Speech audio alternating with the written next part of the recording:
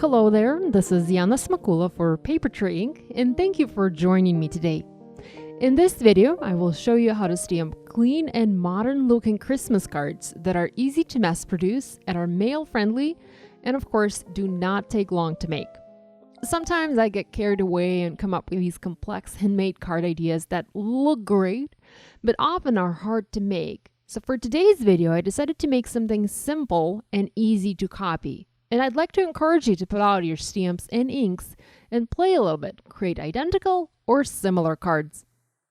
I started working on this project by trimming my Stampers Select white paper to 4 1/4 by 5 1/2 inches. You can do your stamping directly on the front of a card if you like. I prefer to cut a panel, stamp on a panel, and later adhere that panel onto a card base versus stamping directly on the base of my card. This is just my personal preference. I'm going to use Cutaway Tags Winter stamp set to do most of the stamping for my cards. And I'll use this set in a way that it wasn't really designed to be used. There's a coordinating die for this set that allows you to create beautiful tags, but I'm not going to use it today. I'm just going to use the stamp set on its own. I picked 2 colors of ink, a green ink for my stamping, a lighter and a darker green. And I'll have all the names of the products I'm using today listed in the video description below or in the blog post associated with this video. If you want to use a non-traditional color combo for these cards, you definitely can do that. You'll just need to pick a lighter and a darker color of ink for your stamping. Think about using pinks or reds or teal colors. I think that would look really great too. There are 2 holly branches in this stamp set, and I'm stamping one, the larger branch, using lighter ink color, and the other, smaller branch, using darker ink color.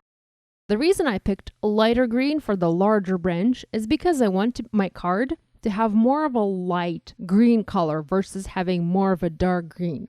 If you want your card to be darker, use a darker ink pad color for the larger stamp and lighter one for the smaller stamp. I'm stamping these images around the edges of my panel, creating a frame, so to speak. So I'm framing the white center section of this panel with stamped holly leaves. This creates the illusion of a continuous pattern and makes it look like as if this piece was cut out from a larger pattern sheet. I am double stamping all of these images just to get a richer, brighter color of ink.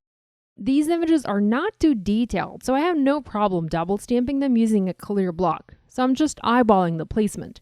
But you can certainly use a stamp positioning tool if you want. I decided not to use a stamp positioning tool for this project since I'm doing so much stamping and I'm stamping one image repeatedly onto multiple sections of my panel. If I were to stamp 10 or even 20 of these cards, I would definitely use my stamp positioning tool. This stamp set has a detailed layer to the holly leaves. They're those fun dashed lines that you can stamp in a darker ink color, or you can even heat emboss them over your leaves if you want to add more detail to your card. I kept my images as is without the second layer stamping because I felt like they looked a little bit more modern this way. I will show you another card idea at the end of this video, one that features a rather vintage look using these same supplies. Now, these branches also have berries to them, and you can stamp these using red ink, or again, you can heat emboss them, or you can use enamel dots or gems or even little sequins.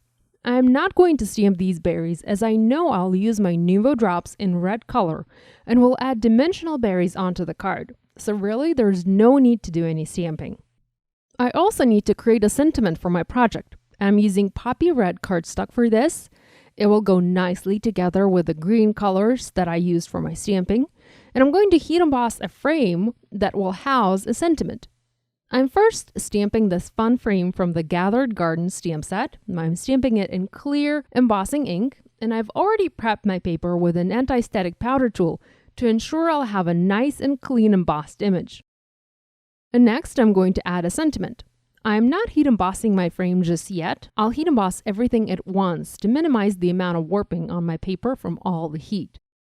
I'm using a sentiment that comes from the Very Merry stamp set, and this set has several fun sentiments that all fit inside this frame. I've added white embossing powder and now heat setting it with my heat tool. I really love the look of white on red. It's always a winning color combination for the holidays. I have a lot of that anti-static powder left on my paper, so I'm going to use pencil eraser and will go over the paper to erase the powder. It doesn't damage my heat embossing, but it cleans up the powder nicely.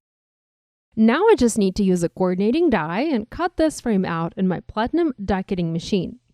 I've taped the frame onto the paper to make sure it's not going to move as I send it through the machine. And here is my sentiment frame all nice and ready. I want to foam mount it onto the card, but I don't want to use foam adhesive. I'd rather add a solid layer of fun foam under the frame. To do this, I'm going to add strong double-sided sticky to both sides of my fun foam piece, and I've cut it slightly bigger than my frame. You can use a stick-it adhesive or scrapbook adhesives, adhesive sheets, or easy cut adhesive from Thermoweb for this. I'm going to place my die on top of my fun foam and will send this through my die cutting machine to cut. This is not a detailed die, so it cut through fun foam and 2 layers of adhesive without any problems. I'm going to adhere my frame onto fun foam die cut and will go ahead and adhere that onto my card. I already created an A2 top folding card base out of white paper, and I adhered my stamped holly panel on top. And all we have to do now is add the little red berries. I'm using Nuvo drops in red berry color and adding small dimensional dots onto my card. I feel like these dots add a lot of interest to this otherwise very simple card. Now here's another card I stamped using same supplies but slightly different technique. While the card I shared in my video has a very clean and modern look to it, this one looks vintage and is definitely done in a different style. I heat embossed the detail layer on the holly leaves and also blended light green ink around the edges to darken them up a bit and direct the eye to the heat embossed sentiment in the center.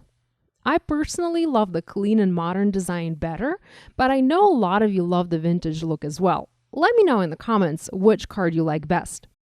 Here is a closer look at my modern Christmas cards. I hope you'll give this idea a try. So this finishes today's video. Thank you so much for joining me today. I hope you feel inspired to create. I'll see you next time. Bye!